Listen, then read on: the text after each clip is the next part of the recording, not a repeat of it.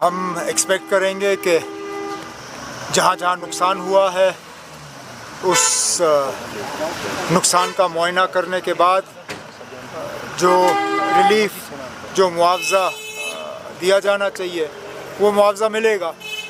यहाँ तरह तरह के नुकसान का हमें सामना करना पड़ा है। काफ़ी हद तक जानी नुकसान, खासकर किश्तवाड़ और माता वैष्णो देवी में। उसके बाद माली नुकसान, मकान, दुकान, सरकारी स्ट्रक्चर, उन्हें भी नुकसान हुआ है। और ख़ासकर इन दिनों में हम देख रहे हैं फसल को बहुत नुकसान हुआ है, एग्रीकल्चर, हॉर्टिकल्चर दोनों।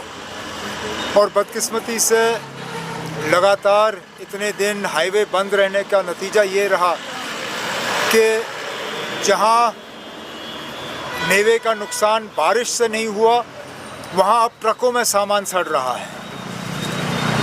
अब जब कॉम्पनसेशन की बात आएगी तो उन लोगों को भी कॉम्पनसेट करना होगा जिनका हार्वेस्टेड फ्रूट जो है वो ट्रकों में सड़ गया है।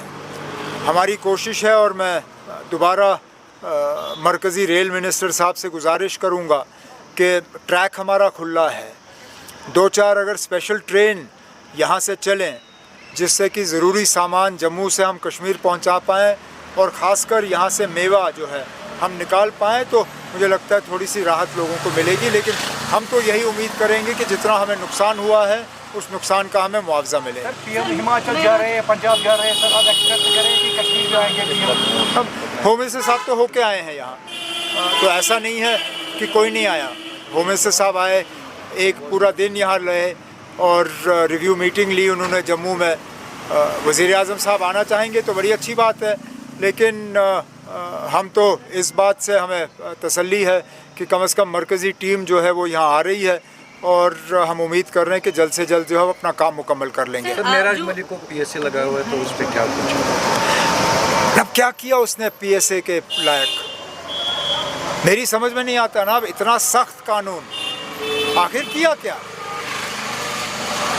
बताएं?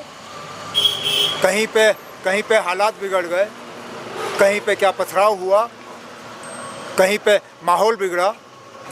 उल्टा जिन लोगों ने यहाँ माहौल बिगाड़ा, जिन लोगों ने हमारे मजहबी जज्बातों के साथ खिलवाड़ किया, जिन लोगों ने हजरत बल में जो है माहौल बिगाड़ा, वहाँ पे तो कुछ नहीं।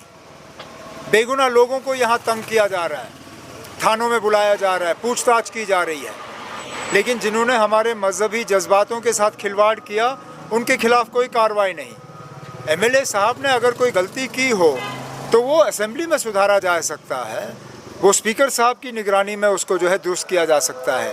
पीएसए जैसा कानून उसके खिलाफ नहीं लगाया जाना चाहिए था। इससे हमारी जो लोगों में जो जमहूरियत पे एतबार है वो एतबार कम होगा। 13 जुलाई को उन्होंने गलती की, कई सारे लीडरों को बंद किया। 14 जुलाई को उन्होंने गलती की, पुलिस से मुझे धक्के मरवाए।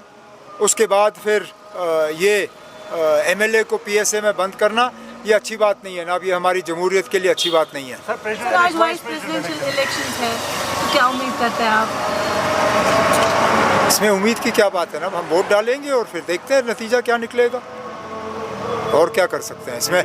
हमारे वोट तो सिर्फ कम ही हैं क्योंकि समझ में नहीं आता।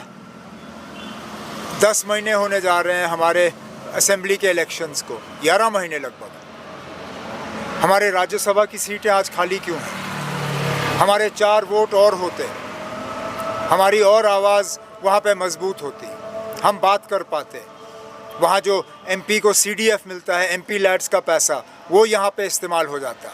समझ में नहीं आता मरकज़ और इलेक्शन कमीशन वाले किस चीज़ का हमसे बदला ले रहे हैं कि हमारे राज्यसभा के इलेक्शन नहीं हो रहे।